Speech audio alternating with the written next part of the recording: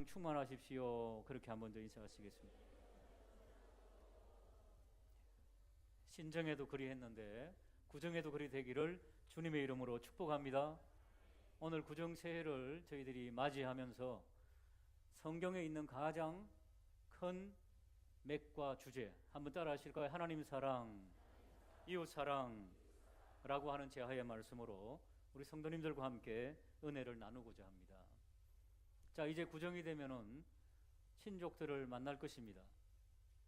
직접 복음을 전할 수 있는 직접적인 전도도 있지만 우리 장로님 기도하신 것처럼 또 간접적인 전도도 있습니다. 무작정 예수 믿으라 할 수 없지 않습니까?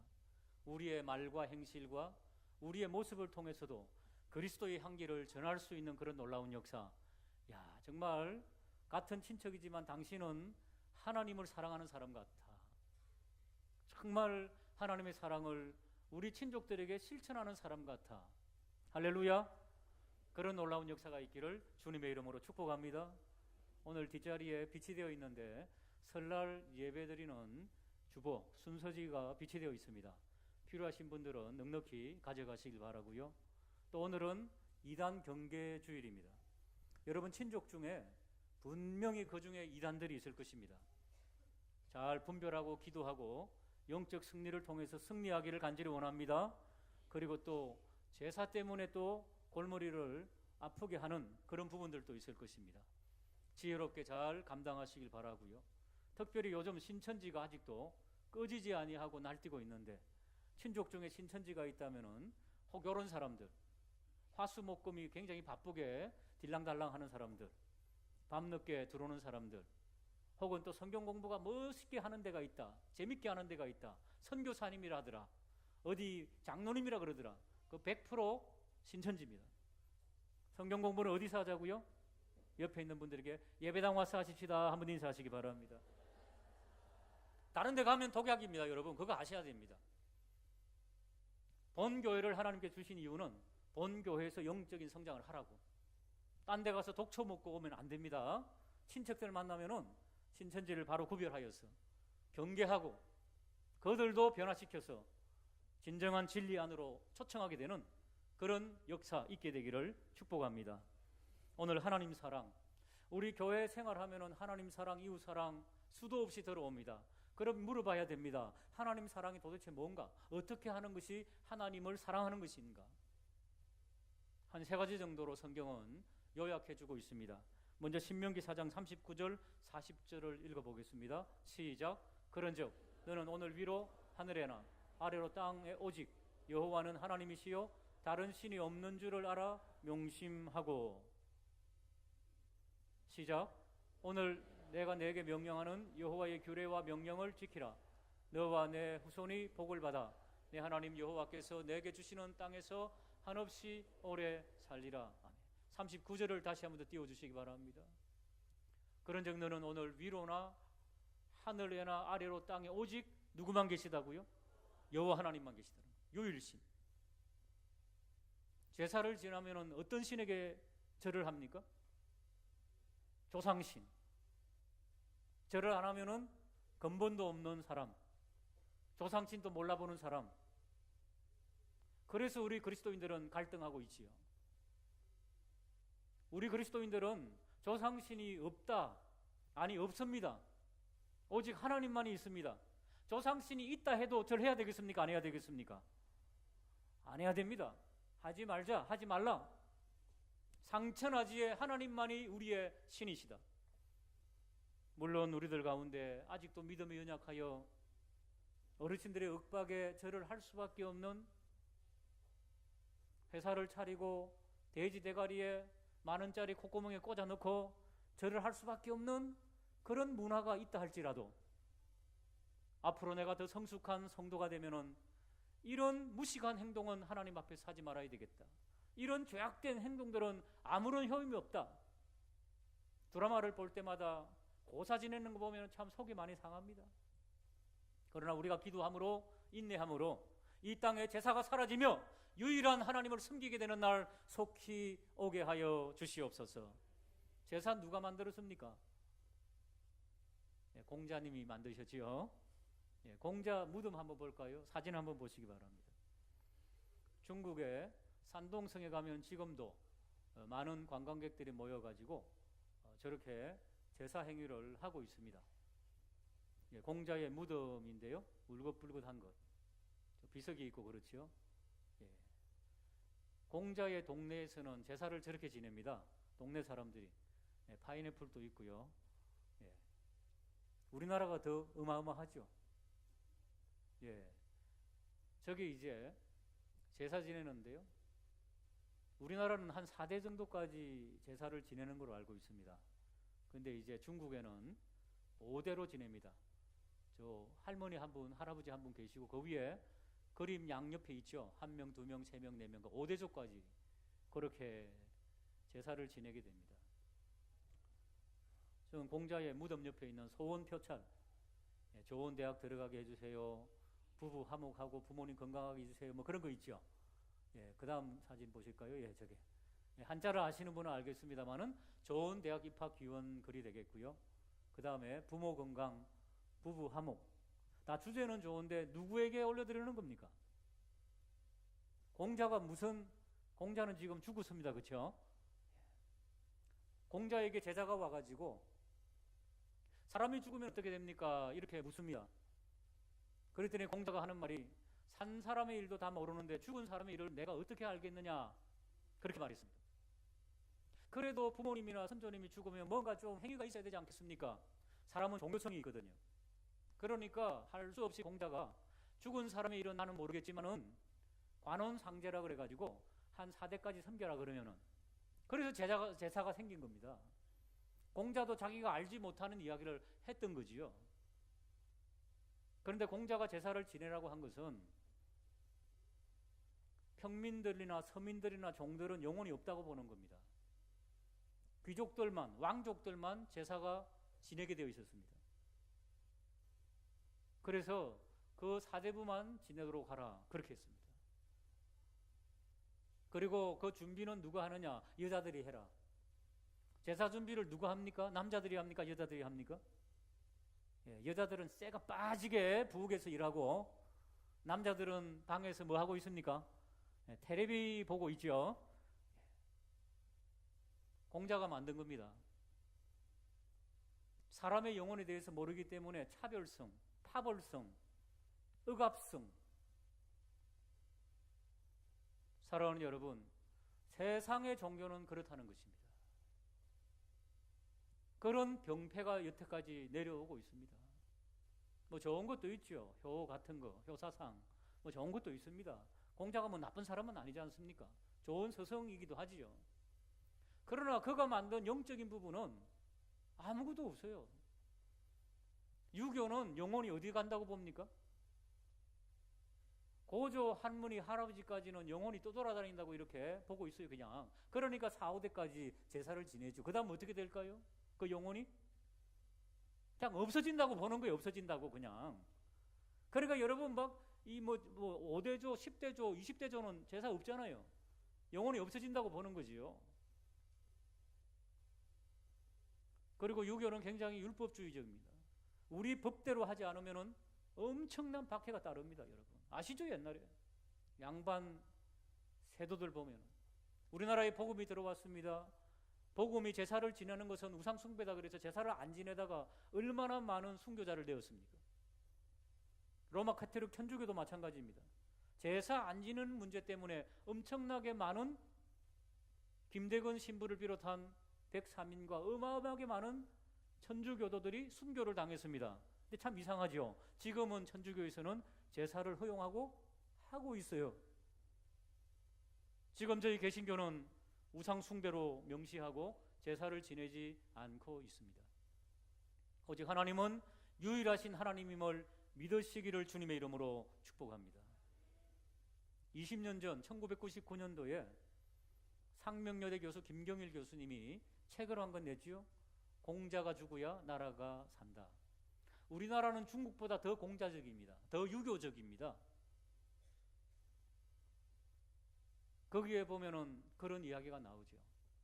너무 많은 병폐들, 겉으로는 윤리인 척하면서 뒤로는 호박씨 까는 그런 문화가 유교 문화다 하는 것을 거기에서 지적해주고 있습니다. 수많은 파벌이 유교로부터 나왔고 수많은 율법주의, 유교도들로부터 얼마나 많은 기독교인들이 순교당했는지 모릅니다. 우리나라도. 중국도 마찬가지고요. 여러분, 타락한 종교의 마지막은 살인입니다. 구약에 보면 유대교 나오지요. 바리새인, 서기관, 대제사장 예수님을 죽였습니다. 예수 믿는 사람을 핍박했습니다. 타락한 종교의 마지막은 죽음입니다. 살인. 참 이상하죠. 그것은 기독교도 마찬가지입니다.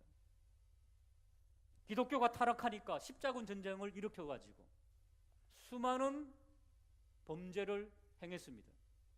출발은 좋았지요. 무슬림과 싸우는 출발은 좋았지만은 그러나 대부분의 십자가 전쟁은 하나님을 슬프게 하는 전쟁이었습니다. 교회 역사가, 세계 역사가 우리에게 증거해주고 있습니다.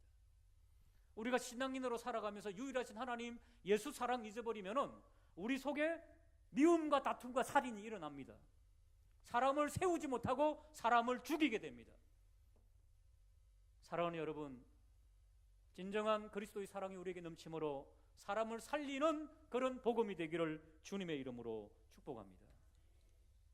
오늘 설날에 친족들을 만나면은 그 예수 사랑으로 그들을 위하여 기도하고 품게 되는 그런 놀라운 복음의 증거자가 되기를 주님의 이름으로 축복합니다. 사랑하는 여러분, 혹 친족 중에 만나면은 우리 마음을 긁어놓는 친척들이 있습니까? 없습니까? 예, 꼴보기 싫은 사람이 있습니까? 없습니까? 또 만나야 됩니다. 그럴 때 예수 그리스도의 이름만 의지하시길 바랍니다. 하나님 사랑은 두 번째, 하나님의 이름으로 인하여 즐거워하는 것입니다. 하나님의 이름을 생각하며. 시편 27편 1절을 같이 한번 읽어보겠습니다. 시작. 여호와는 나의 빛이요 나의 구원이시니 내가 누구를 두려워하리요. 여호와는 내 생명의 능력이시니 내가 누구를 무서워하리요. 사람이 무섭습니다. 사람이 부담됩니다. 부담되는 사람 만나면 마음속으로 어쩔 줄 모릅니다. 그때 여호와 하나님의 이름을 묵상하게 되기를 주님의 이름으로 축복합니다. 우리 성도님들마다 색깔이 다 다릅니다. 어떤 분은 기도할 때 여호와 하나님 아버지 그렇게 기도하기도 합니다. 어떤 분은 만군의 하나님 아버지 그렇게 하기도 합니다. 어떤 분은 주님 그렇게 하기도 합니다. 다 하나님의 이름인데 이름을 달리 부를 수 있습니다. 그러나 그 하나님의 이름으로 인하여 힘을 얻게 되는 그런 기회가 되기를 주님의 이름으로 축복합니다. 3절과 4절 읽어보겠습니다. 시편 27편 시작. 군대가 나를 대적하여 진칠지라도 내 마음이 두렵지 아니하며 전쟁이 일어나 나를 치려 할지라도 나는 여전히 왜요? 하나님의 이름 때문에. 4절을 읽어보겠습니다. 시작.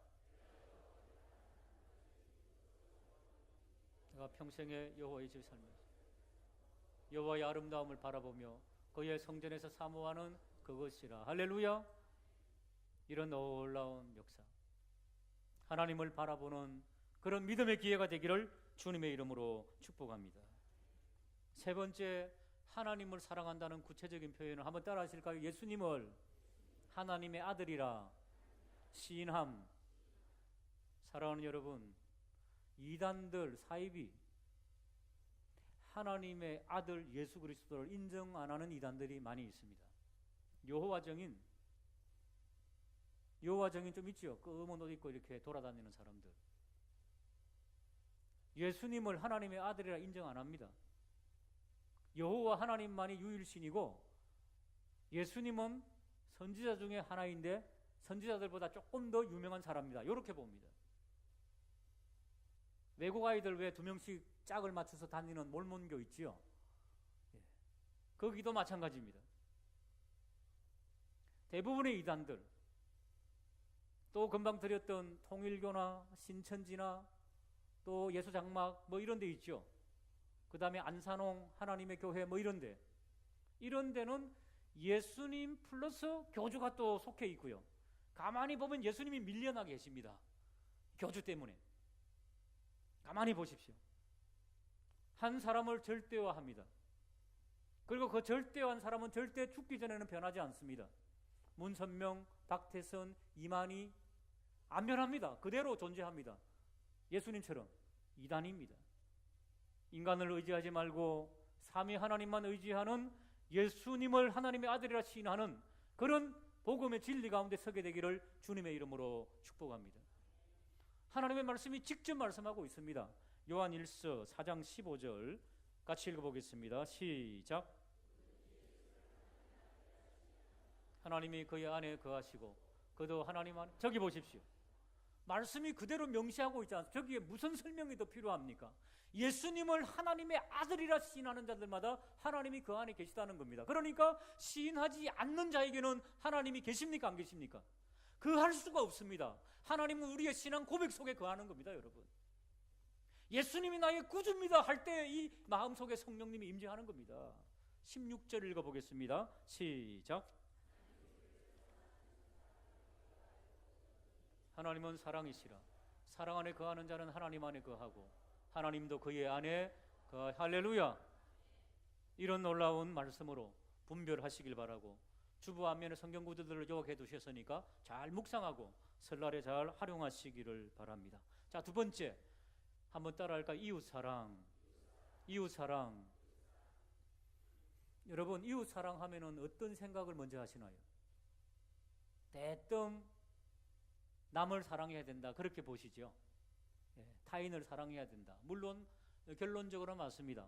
그러니까 예수님께서 말씀하신 이웃사랑은 조금 더 깊이가 있습니다. 자, 오늘 한번 보시기 바랍니다. 본문 말씀 37절 보시면 마음을 다하여 하나님을 사랑하고, 이것이 첫째 되는 계명이고, 39절 둘째도 그와 같으니. 같이 한번 읽어볼까요? 시작. 내 이웃을 누구처럼 사랑하라고요? 너 자신처럼 사랑하라는 겁니다. 그러니까 내가 이웃을 사랑하기 위해서는 내가 나를 뭐 하고 있는지를 점검해야 됩니까? 내가 나를 사랑하고 있는지를 점검하라는 거예요. 먼저 사람은 자기 사랑의 본능이 있습니다. 자, 손가락으로 옆에 있는 사람 눈 한번 찔러보세요. 순간적으로 가립니다. 그렇죠? 왜 그럴까요? 자기 사랑의 본능이 있는 겁니다. 이러면 내가 다치지 하고, 내가 나를 얼만큼 그리스도 안에서 용납하고 용서하고 나를 사랑하고 존중하고 있는지 한번 체크해 보시기 바랍니다. 나 자신 스스로를 용납하고 사랑하지 못하는 사람은 이웃 사랑을 할 수 없습니다. 왜? 네 몸처럼 사랑해라 그랬습니까? 그러니까 자기를 혹사시키는 사람은 남도 혹사시켜야 됩니다. 그러니까 설날에 시어머니가 며느리를 잡아먹으려고 그러죠. 왜? 나처럼 일 안 하거든요. 나는 나처럼 일했는데 쟤는 두리뭉실하게 하고 있거든요. 시어머니 눈에 차는 딸이 어디 있습니까? 어머니 눈에 차는 딸이나 시어머니 눈에 차는 며느리가 어디 있습니까? 세상에 훑어보면 아무도 없습니다. 예수님의 어머니 마리아가 와도 안 됩니다. 해결할 수 없습니다, 여러분. 사이좋게 지내시기를 바랍니다. 예수는 믿는데 악독한 며느리가 있고 악독한 시어머니가 있습니다. 복음적이 아닙니다.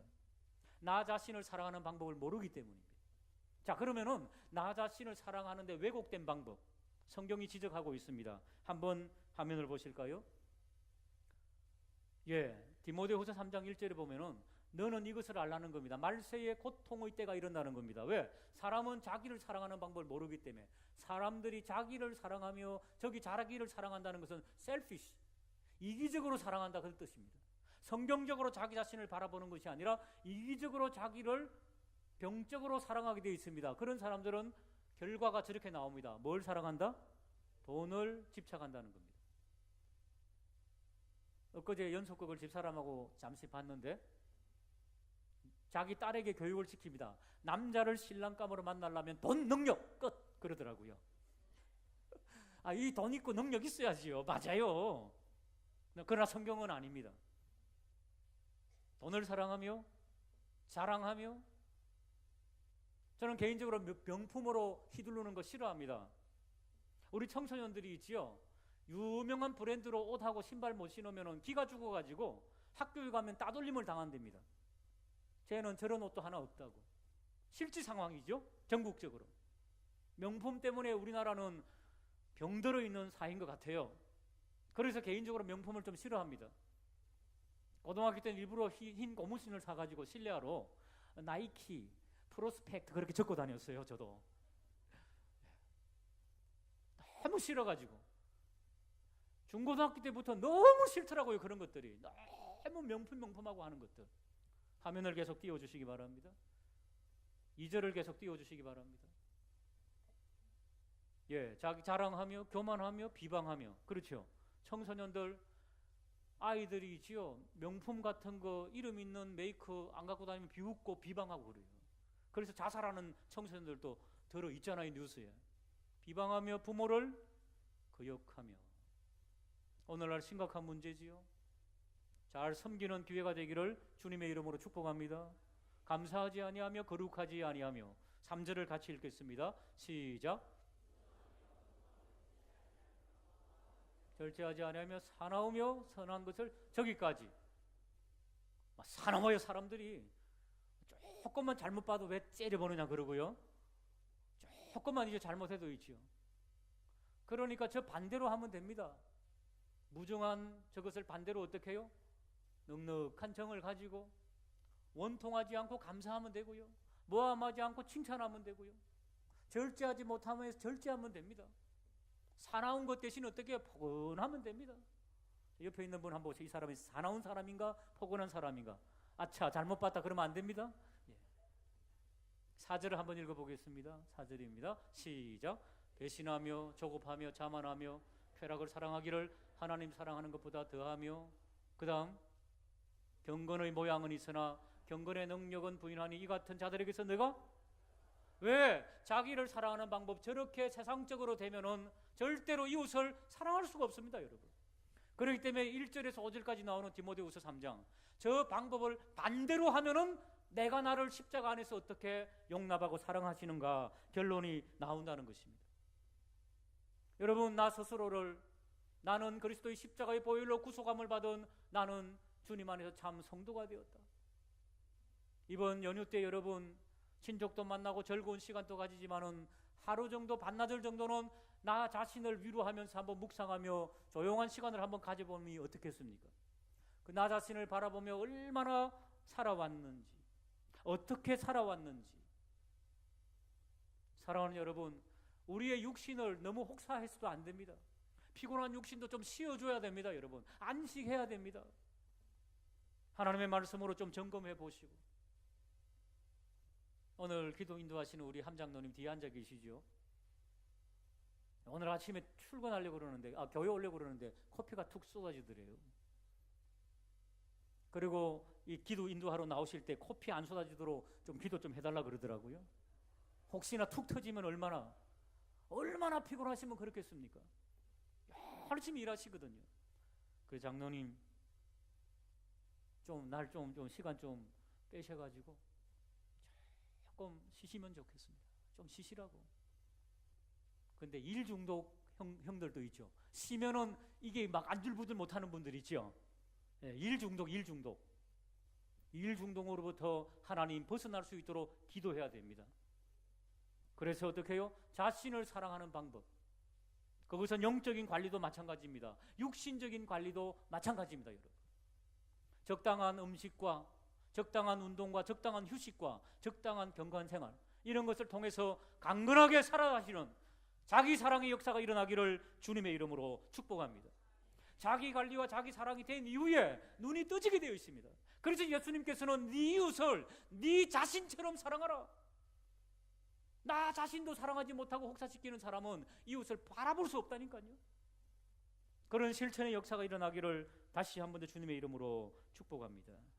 그러면서 십자가의 사랑을 적용하는 거지요. 요한일서 4장 20절입니다.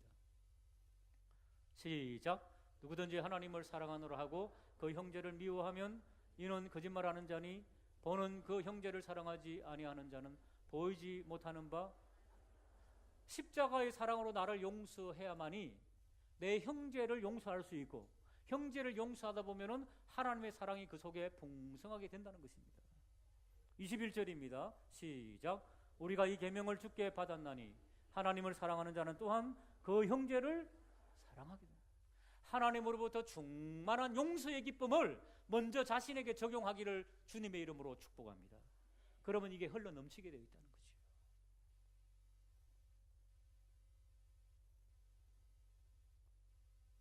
마태복음 5장 23절 24절입니다. 시작.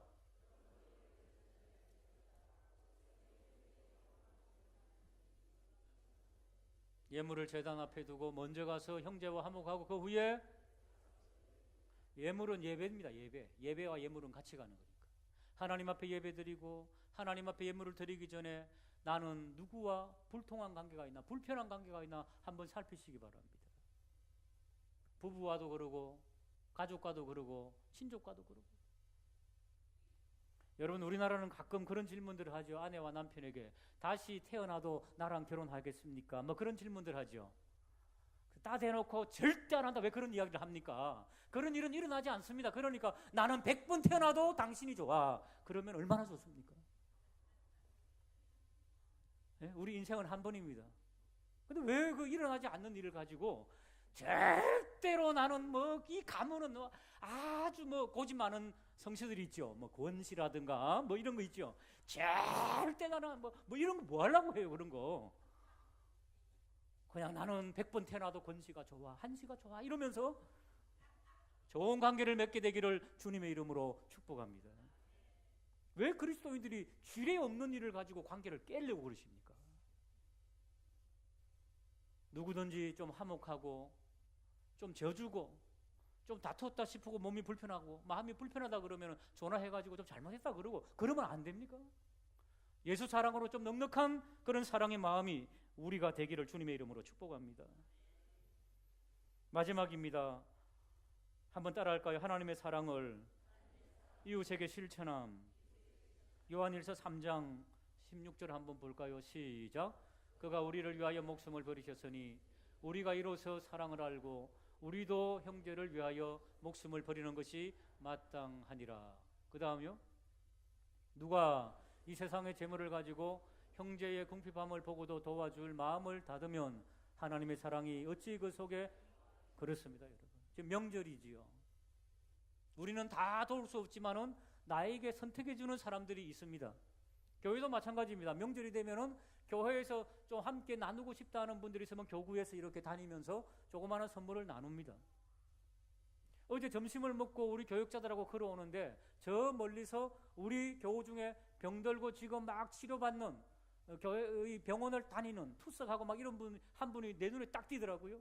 다른 분은 못 봐가지고 다 교회로 가고 저 혼자 어쩔 널 달려갔습니다. 거기서 뭡니까? 하나님께서 네가 챙겨라, 네가 기도해야 된다 라고 하는 사인이었습니다. 그래서 얼른 달려갔습니다. 얼른 달려가가지고 투석하고 병원에서 쉬고 계시더라고요. 기도해드리고. 사랑하는 여러분, 명절에 얼마나 즐거운 시간을 지내는데 이렇게 연약합니까? 그리고 여러분들 지갑에 뭐 좀 있으면 조금이라도 해서 있지요. 같이 나누는 거잖아요. 그게 필요하다는 거지. 우리 교육자들도 잘합니다만 어제는 제 눈에 띄어가지고 그렇습니다. 그럴 때 하나님의 쌓이는 거죠. 우리는 세상 사람들을 다 도울 수 없습니다. 그러나 성령께서 마음을 울려줄 때가 있다는 겁니다. 그럼 얼른 그때 시행하는 거예요. 그게 바로 이웃사랑이지요. 친족들 모이면은 좀 경제적으로 약간 넉넉하게 그래도 별로 걱정 안 하고 살아가는 사람도 있고, 또 그렇지 못하고 약간 어렵게 힘들게 이렇게 살아가는 그런 친족들과 그 가정의 자녀들 있지 않습니까? 그러면 서로 세배하고 이렇게 나눌 때 나중에라도 조금 더 챙겨주는, 저희 아내도 보면은 좀 그런 게 있더라고요. 조금 약간 연약하다 싶으면은 조금 더 이렇게 그런 게 필요하다는 거지요. 때때로. 다시 한 번 더 설날 명의를 맞이하여 하나님 사랑, 이웃 사랑을 아름답게 실천하며 하나님께 영광 올려드리고 우리 모두가 기쁨이 넘치는 복된 명일이 되시기를 주님의 이름으로 축복합니다. 옆에 있는 분들에게 복된 명절 되십시오 인사하시겠습니다. 하나님 아버지, 하나님 사랑, 이웃 사랑